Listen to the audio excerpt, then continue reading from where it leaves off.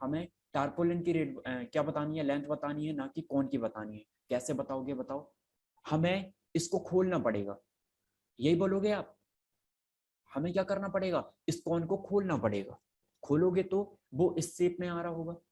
आया समझ में या नहीं? तो ऐसा कुछ करना पड़ेगा, हमें तभी बता सकते हैं। इसमें डायरेक्ट तो हम लेंथ बता ही नहीं सकते। यहाँ बताओ कैसे बता दोगे लेंथ? बता ही नहीं सकते हम, क्योंकि इसका कुछ पार्ट सीने में चला गया है। तो हम कैसे करेंगे इस क्वेश्चन को? अब देखो यहाँ पे समझते हैं, ठीक है। तो हम सबसे पहले क्या निकालेंगे, इसका कर्व सरफेस एरिया कितना है, मतलब कितना कितना इसमें पार्ट लगा हुआ है हमारे, कितने, किसका बताओ, टारपोलिन का इसमें कितना पार्ट लगा हुआ है, ठीक है।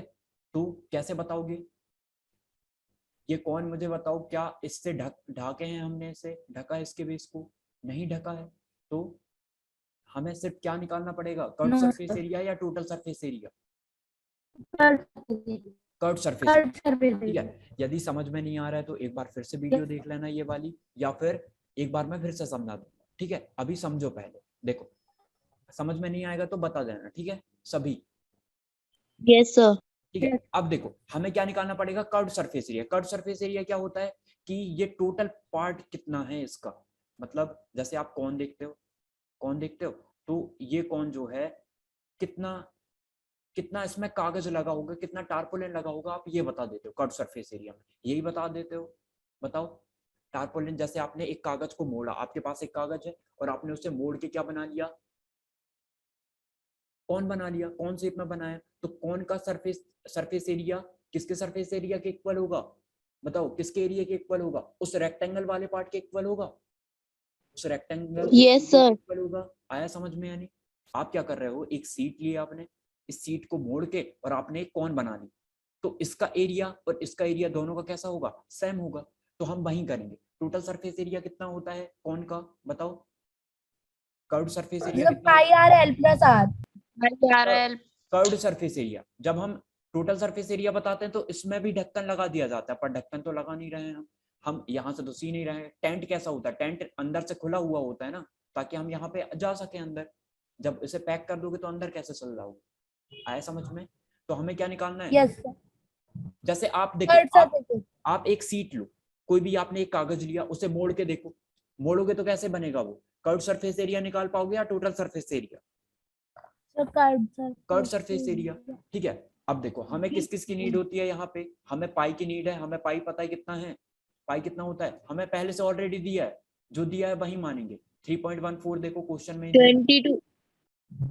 है, 3.4। हमें दिया है ना, यूज पाई इक्वल टू 3.14, तो हमें जो दिया है हम वो यूज कर रहे होंगे। आया समझ में या नहीं? ठीक है। अब देखो आर, आर कितना है बताओ, रेडियस कितनी दी है कौन की, कौन की रेडियस कितनी दी है, ये 6 दी है, बेस रेडियस 6 मीटर, तो रेडियस आ मीटर। गई। अब मुझे बताओ क्या एल दिया है हमें? No sir. एल तो दिया नहीं है हमें, तो क्या दिया है हमें, तो ये हाइट दी है। और एल क्या होता है, यस एल तो ये सर। होता है, एल तो ये वाली होती है। तो ऐसे क्वेश्चन हमने कर रखा है। यदि ये 8 है, ये 6 है, तो ये क्या होगा? इसके लिए हम पाइथागोरस थ्योरम लगाते हैं। तो यस एल सर। एल निकालना, तो एल का स्क्वायर इक्वल टू क्या होगा, 8 का स्क्वायर प्लस 6 का स्क्वायर, 6 का। ठीक है। हाँ, तो क्या एल का स्क्वायर इक्वल टू कितना आ जाएगा, 8 8 जा 64 प्लस 6 6 जा 36, 64। तो ये कितना आ गया टोटल, 36। 100। तो एल की वैल्यू क्या आ जाएगी, √100। स्क्वायर हटाया तो यस। इक्वल टू में क्या रूट लग जाएगा, तो एल की वैल्यू कितनी आ गई, 10 आ गई। तो 10। ठीक है, 10। तो आपने एल की वैल्यू कितनी रख दी, 10 रख दी। याद रखना, 10। 10। याद रखना एल और एच अलग है। क्लास में मैंने बहुत अच्छे से समझाया था, सभी को आ रहा है समझ में? Yes sir. Yes sir. L yes sir. 10 height ठीक और है, क्या आ रहा है ना सभी को? अब देखो हम एक काम करते हैं, 10 का यहाँ मल्टीप्लाई कर दो तो क्या बन जाएगा, ये 3 1.4, एक पॉइंट आगे, एक पॉइंट कहाँ आ जाएगा, यहाँ पे आ जाएगा। जब भी 10 का मल्टीप्लाई करोगे, 100 का मल्टीप्लाई करते तो ये कैसा हो जाता, 314 बन जाता। आ यस रहा है सर। समझ में? हमने 10 का मल्टीप्लाई इसमें कर दिया। किसी को कोई प्रॉब्लम है यहाँ तक?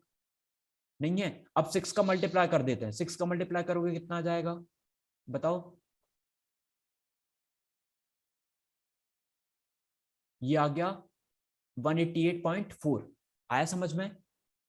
अब देखो, अब आप मुझे बताओ ये किस में आएगा, मीटर स्क्वायर या सेंटीमीटर स्क्वायर? अरशद बताओ, जिससे पूछूंगा वही बताएगा। अरशद जुड़ा है ना? अरशद ऑन करके और चले गए हो क्या? अभिराज बताओ।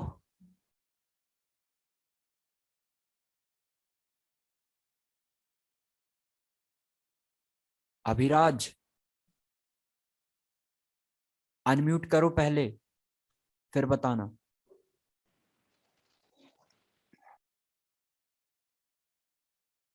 स्वास्तिक बताओ। सर क्या? मतलब यहाँ नहीं हो, यहाँ समझ नहीं रहे हो क्या पूछा मैंने? ये जो 188.4 आया है ये क्या निकला है?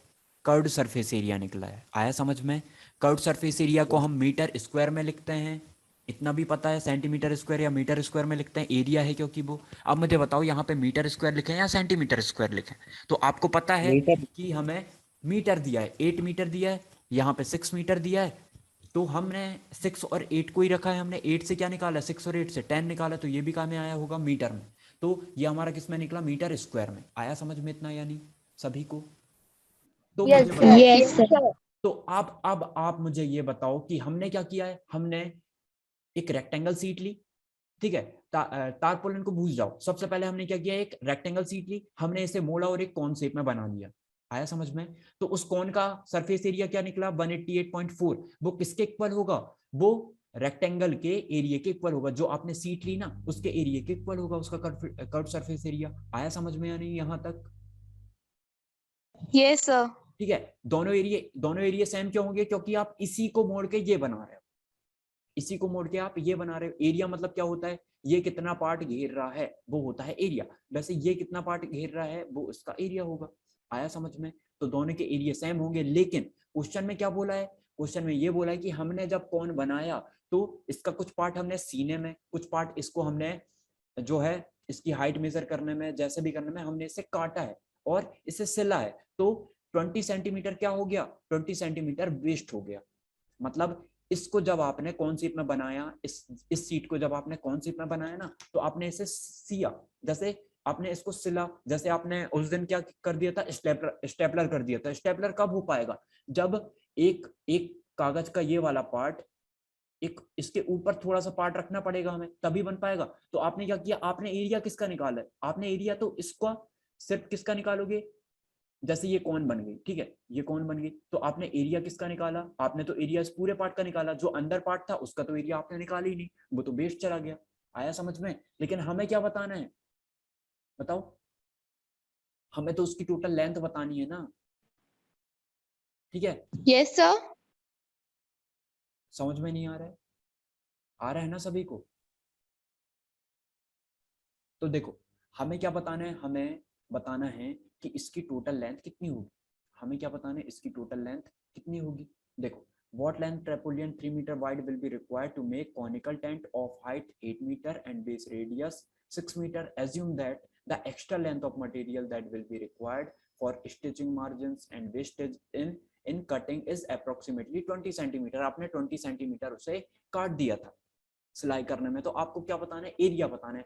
अब मुझे बताओ ये एरिया किसके इक्वल होगा, ये एरिया उस रेक्टेंगल के इक्वल होना चाहिए। रेक्टेंगल का एरिया के इक्वल कब होगा, हमें तो इसकी पूरी लेंथ लेनी है। हमें तो क्या लेनी है, हमें पता है, देखो इस तरीके से देखेंगे, हमें पता है जो टारपोलिन लिया ना उसकी लेंथ क्या थी, एल थी, ऐसा मान लिया हमने। आया समझ में? उसकी लेंथ क्या थी, एल थी, और वो कितने मीटर वाइड था, L. 3 मीटर वाइड था। अब मुझे बताओ यदि इसका एरिया निकालना है तो क्या होगा, इसका एरिया क्या होगा, इसका एरिया कैसे निकालोगे, इसका एरिया निकालते हो आप लेंथ इनटू विड्थ, ऐसे निकालोगे इसका एरिया।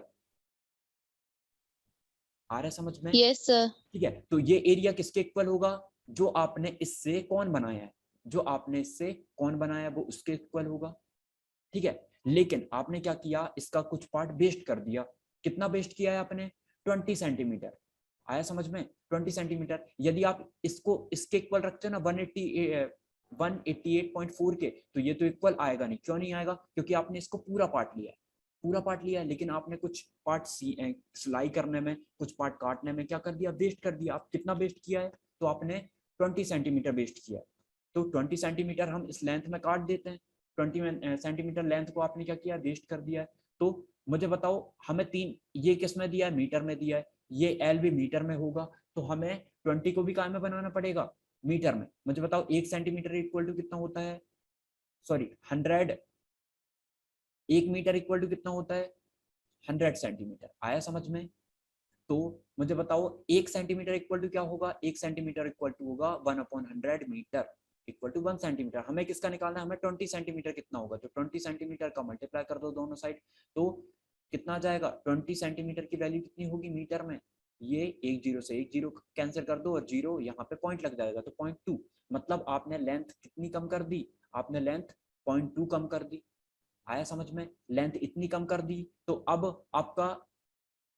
अब आपको इसका एरिया निकालना है, किस वाले पार्ट का, इसका। यदि आप टोटल का एरिया निकालोगे तो वो तो इसके इक्वल आएगा नहीं, क्योंकि आप क्या कर रहे हो, इस वाली शेप को ना आपने क्या किया, इस रेक्टेंगल शेप को आपने किस में बदला है, कॉन में बदला है। और जब आपने कॉन में बदला तो आपने देखा कि ये वाला पार्ट हमें कैंसिल करना पड़ेगा, ये पार्ट हम थोड़ा सा हटाएंगे ना, देखो जैसे ये हमने क्या किया, ये जब हम इसको इसके साथ मोड़ रहे होंगे तो इसका थोड़ा सा भाग इसके ऊपर आएगा, तभी तो हम ऐसे सिलाई लगा पाएंगे।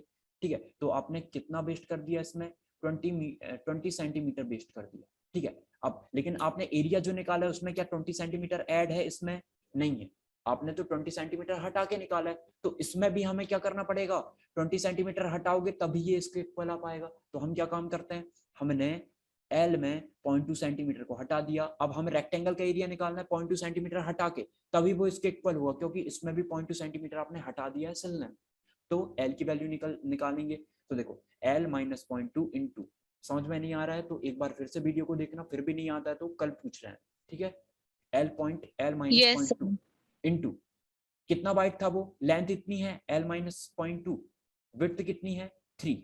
आया समझ में? तो अब हम इनको सॉल्व कर लेते हैं। सॉल्व करोगे तो एक काम करते हैं, 3 को सीधे डिवाइड कर दें, यहाँ पे 3 से डिवाइड कर दें, तो यहाँ पे एल माइनस 0.2 होगा और इक्वल टू हमने क्या किया 188.4 अपॉन 3 कर दिया। अब 3 से डिवाइड कर देते हैं, 3 से डिवाइड करो इसे, 3 वन जा 3, 3 6 जा 18। ठीक है, ये वाला शायद येलो कलर नहीं दिख रहा होगा, थोड़ा सा डार्क कलर ले लेते हैं।